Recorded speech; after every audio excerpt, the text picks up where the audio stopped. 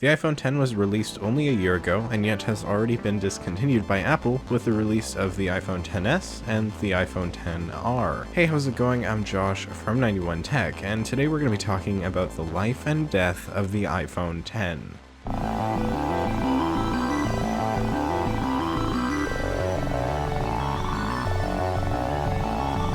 So I did a video just a bit ago basically covering the same subject except for the iPhone SE. However, the iPhone SE is already 2.5 years old, so it made sense for Apple to kill it off from their lineup. But the iPhone X is only a year old and is still a great smartphone, so what gives? Well, there are actually a few good reasons for its death, which I'll get to, but first, why don't we start at the very beginning? The iPhone X was announced in the September of 2017 alongside the iPhone 8 and 8 Plus, and was one of the first smartphones to introduce a design with practically no bezels. It also had a notch on the top to hold the camera and speaker that was made fun of to no end just a year ago. Of course, jokes on those who hated the 10 back then, as almost every large Android phone this year copied the notch without shame. The iPhone X may have had a notch, but it didn't have a chin at the bottom of the phone that to this day keeps it as one of the best bezel-less devices out there. It was also able to accomplish all this with Apple's first organic LED display in a smartphone, which, while designed by Apple, was actually made by Samsung, and you can tell because it looks gorgeous, being one of the best displays ever made. It did feel a bit small to some, however, at only 5.8 inches, with the footprint of the smaller iPhone 8. The iPhone X was mostly very well received by critics and is probably the most forward-thinking phone we saw last year, with top-of-the-line hardware all across the board, from glass and stainless steel to the extremely powerful A11 chipset that still feels great a year later, especially on iOS 12. The iPhone X, regardless of what naysayers will tell you, is a great phone, and I think in the future it'll be pretty easily regarded as the best phone of 2017, with multiple problems spawning off competitors like the Pixel 2 XL and the significantly slower Snapdragon 835 that the Note 8 featured. It definitely will receive support the longest of any phone from 2017, probably getting until at least iOS 16, but likely a couple years longer. If I had to just make a guess, I'm going to say the iPhone X is going to get either 6 to 8 years of support. The iPhone 5S had 5 years. I don't think this is a crazy assumption. However, and this is just a possibility I'm going to throw out there, it wouldn't be shocking to me if Apple actually was able to give the iPhone X 10 years of support.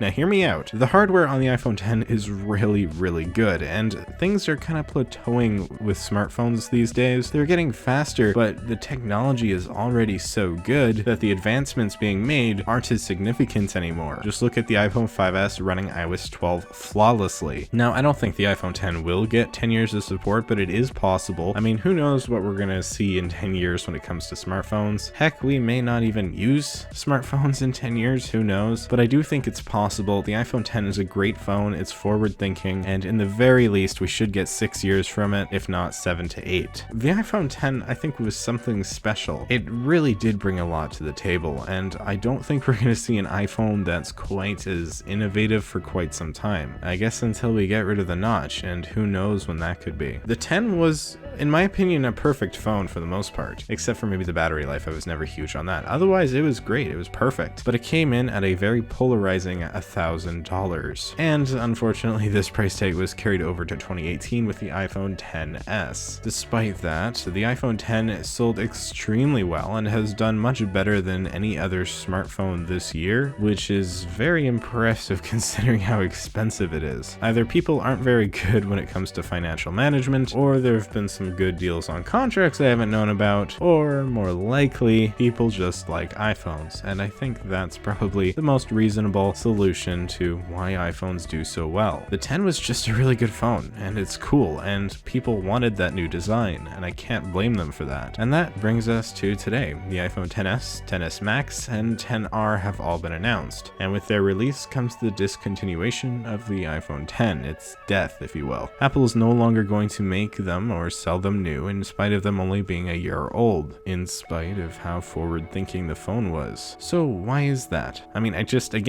called this phone extremely forward-thinking. Why was it discontinued only a year later? Why kill the iPhone X so early in its life cycle? Usually Apple will still sell the previous iPhone for a few more years before removing it from its line. Why does this have to be any different? Well, as usual, the answer is pretty simple. I think the iPhone X was actually too forward-thinking, because frankly, the iPhone XS isn't much better or much different. Besides the larger size option, we're barely getting anything new except for a slight performance increase and a bit better camera, as well as that new gold color if you're into that. If they kept the iPhone X around, they would need to lower the price on it by at least $100 if not more, and with that not being much less than the XS, I'd think that it just wouldn't work. The XS looks strikingly similar to the X. Who in their right mind would buy the XS if you could save decent money on getting the X? And Apple couldn't have that because it means a lot less money for them in the long run. They have enough competitors to deal with on the Android side, they don't need more competitors on their own side. Now, it still may have worked out to keep the X around if not for the iPhone XR, which is essentially the second coming of the iPhone 5C. The iPhone XR has a cheaper build than the XS, but it's almost just as fast and honestly is a much better value device, even with that low quality display. While the screen might not be full HD, I don't think it really matters. It's still Retina and the average consumer is not going to see any difference. It's practically an iPhone 8 Plus screen. People are over exaggerating this as a detriment and need to look at the big picture. This isn't going to hinder sales. If you think it's ridiculous that Apple has a not great screen on a $750 phone, congratulations, the iPhone XR is not marketed towards you.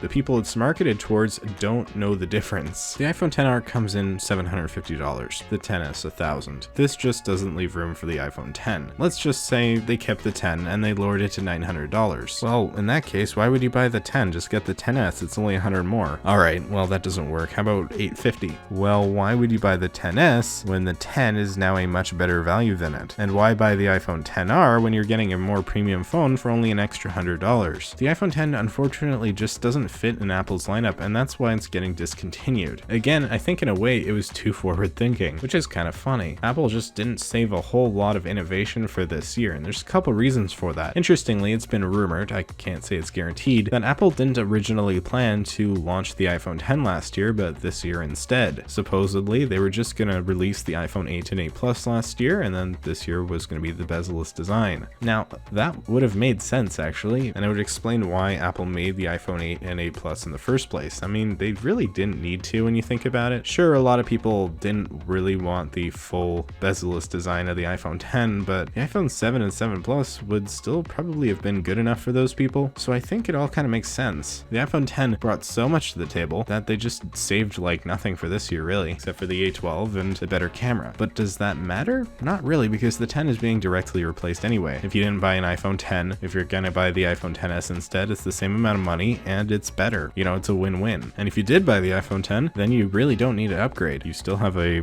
great top-of-the-line phone that's gonna compete with almost everything out there. I think where I'm gonna end this today is on a pretty simple note. The iPhone X technically is dead when it comes to being in Apple's lineup, but it's obviously not dead when it comes to being usable and just a great smartphone in general. The iPhone X is one of my favorite phones because I really do think it's going to last a long time in terms of support and performance. I think this is going to be a beast. I think it's going to do better than the 5S ever did, and the 5S was a great iPhone. But that's all just me theorizing, and I'd like to hear what you guys have to say about it. So let me know what your thoughts are in the comments down below. Thank you so much for watching. If you enjoyed this video, maybe hit that like button and consider subscribing for more content just like this. You can follow me over on Twitter and Instagram if you so desire to keep up with all of the stuff happening around tech. And with that all being said, I'm Josh from 91 Tech, and I will see you all next time.